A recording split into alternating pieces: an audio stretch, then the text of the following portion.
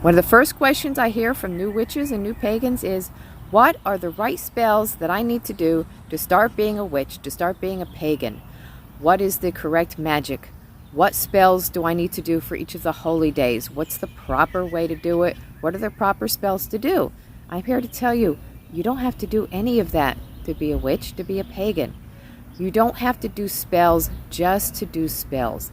The whole idea of magic and spell work is to have an intent. There's a need that has to be met, and you have to have an emotional attachment to the results.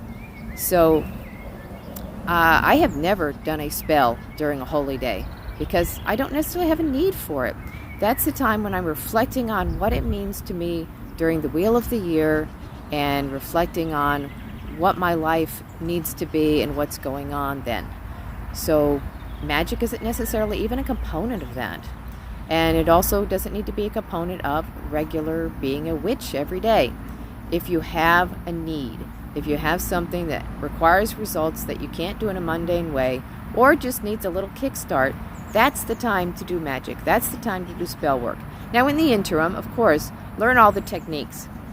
What are good tools to put together for different types of spells? How can I put myself in the right mindset? You can learn all the technical stuff from other practitioners, but you don't actually have to do spell work and magical work just to do it, to say you're a witch, to say you're a pagan. It's not required. So take the pressure off yourself.